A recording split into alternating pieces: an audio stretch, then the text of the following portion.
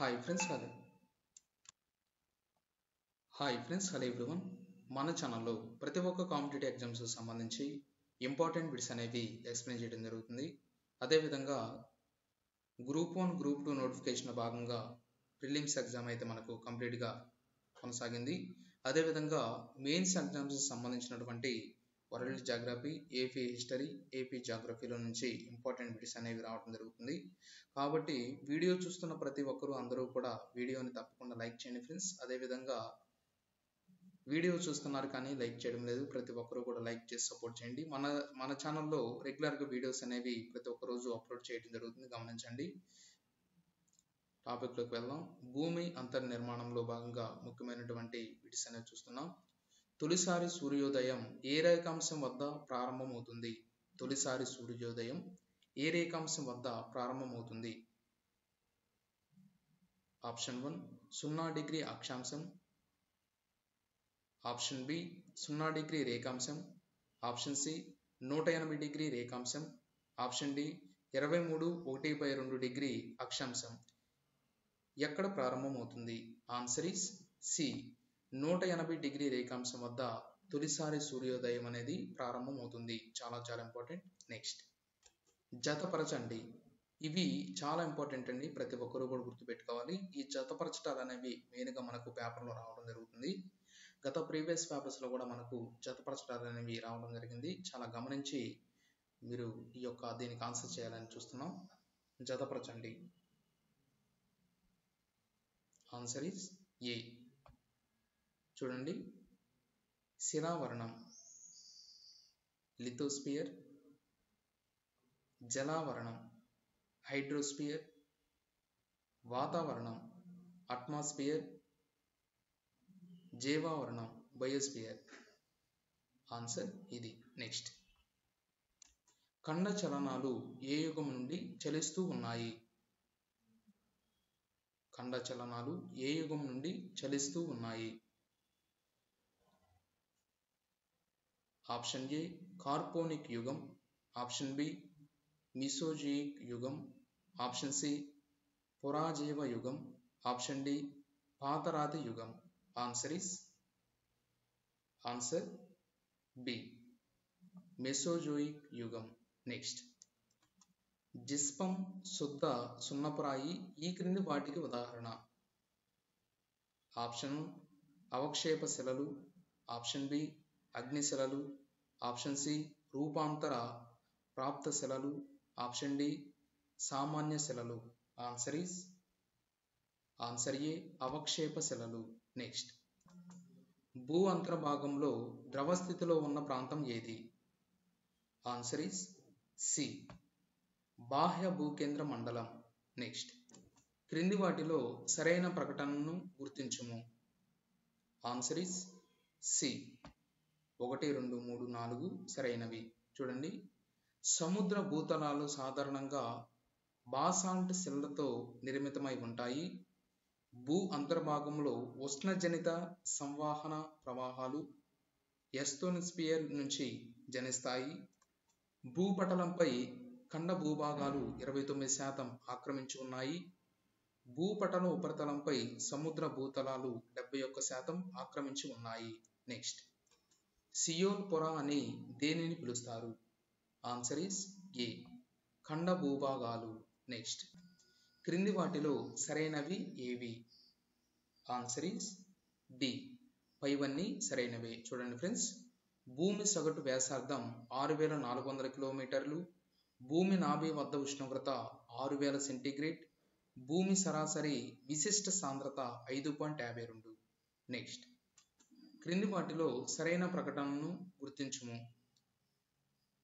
Answer is D 1, 2, 3 సరైనవి. చూడండి friends, భూ ఉపరితలం నుంచి ప్రతి 32 మీటర్ల లోతుకు వెళ్లే కొలది ఉష్ణోగ్రతలు 0 డిగ్రీ సి పెరుగుతుంది. భూకేంద్రం వైపు వెళ్లే కొలది భూమి యొక్క విశిష్ట సాంద్రతలు, పీడన బలాలు పెరుగుతూ ఉంటాయని గుర్తించడమైనవి. సుయాస్ అనే శాస్త్రవేత్త భూ అంతర్నిర్మాణాన్ని సియాల్, సీమా మరియు నీపే అని 3 పొరలుగా విభజించారు. వాండర్ గ్రాచ్ మరియు గూటెన్బర్గ్ అనే శాస్త్రవేత్తలు భూ అంతర్నిర్మాణాన్ని 4 పొరలుగా విభజించారు. నెక్స్ట్, క్రింది వాటిలో సరికానిది ఏది? Answer is D. ధరిత్రి దినోత్సవాన్ని ఏప్రిల్ 22న జరుపుకుంటారు. నెక్స్ట్, నది క్రమక్షయ ప్రక్రియలో నదుల పాత్ర భూపటలం యొక్క క్రమక్షయ చక్రంలో ఏ విధంగా ఉంటుంది? Answer is D. పై అన్ని విధాలుగా. చూడండి, నదుల జన్మస్థలమును అనుసరించి అవి ప్రవహిస్తూ మైదానం వరకు చేరే నదీ భాగాన్ని యవ్వన దశగా చెబుతారు. నదీ పర్వత ప్రాంతాన్ని వాటి మైదాన ప్రాంతంలో ప్రవహించే భాగం, ఇది నదీ వ్యవస్థలో మధ్య భాగం. నదీ వ్యవస్థలో చివరి భాగాన్ని మైదాన ప్రాంతం నుండి నదీముఖ ద్వారం వరకు గల ప్రాంతాన్ని వృద్ధాప్య దశగా చెబుతారు. నెక్స్ట్, నది నీటిని పొందే భూభాగం ఎక్కువ మోతాదులో విస్తరింపబడి ఉంటే దానిని నదీ పరివాహ ప్రాంతంగా పిలుస్తారు. 2 నదుల పరివాహ ప్రాంతాలను వేరు చేసే ఎత్తైన భాగం నది విభాజక క్షేత్రానికి సంబంధించి ఈ క్రింద ఇవ్వబడిన అంశాలను పరిశీలించండి. Answer is B.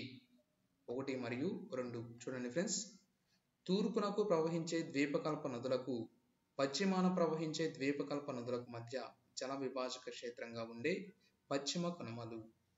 నర్మదా మరియు తపతీ నదులకు సాత్పురా పర్వతాలు. నెక్స్ట్, నదీ ప్రవాహ నమూనాలకు సంబంధించి పరిశీలించండి. Answer is a. 1 మరియు 2. భూమి యొక్క వాలు, భౌగోళిక నిర్మాణం, నీటి పరిమాణం మరియు నీటి వేగం అంశాలపై ఆధారపడే నీటి పారుదల వ్యవస్థ. ఇవి ప్రధానంగా నదులు మరియు జేసిన్ల రూపాల ద్వారా ఉపరితల నీటి ప్రవాహ వ్యవస్థను సూచిస్తుంది. నెక్స్ట్, నది క్రమక్షయానికి సంబంధించి ఈ క్రింది వాటిలో సరికాని వాటిని గుర్తించండి. Answer is a. చూడండి ఫ్రెండ్స్, ఆన్సర్ ఏ. ఒక నది క్రమక్షయ క్రియాశీలత ఆ నదిలో ప్రవహించే నీరు ప్రవాహ వేగం నదిలోయ యొక్క వాలుపై ఆధారపడదు. నెక్స్ట్, నదీ రవాణాకు సంబంధించి ఈ క్రింది అంశాలు పరిశీలించండి. Answer D. పైవన్నీ. నదీ రవాణా సామర్థ్యం, నదీ ప్రవాహ వేగం, దానిలో రవాణా చెందబడే శిలాఖండాల పరిమాణం, ఆకారం, విశిష్ట సాంద్రతపై ఆధారపడుతుంది. నదిలో భారం అధికమైనప్పుడు నిక్షేపణకు దారితీస్తుంది. నదులలో చేరిన భారాన్ని నదుల రవాణా చేరలేని స్థితిలో ఉంటాయి. అలాంటి నదులను అతిభార నదులు అంటారు. ఇవి ఇసుక మేటలపై వాటిలో ఏమి సరైనవి ఈ రూపంలో నిక్షేపిస్తాయి.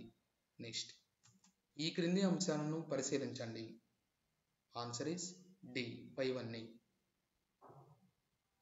పెద్ద పెద్ద బండరాళ్ల నదీ ప్రవాహంలో దొర్లుకుంటూ పోవడాన్ని సాల్టేషన్ అంటారు.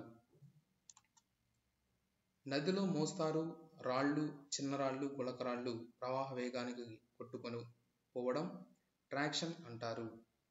సన్నని ఇసుక మట్టిని నది చాలా దూరం వరకు తీసుకొని వెళ్ళడాన్ని సస్పెన్షన్ అంటారు.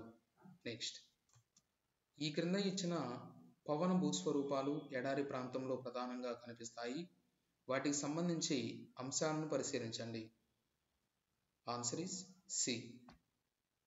ఉష్ణమండల ఎడారులు భూమధ్య రేఖకు ఇరువైపులా ఉన్న సమశీతోష్ణ మండలంలో ఏర్పడతాయి.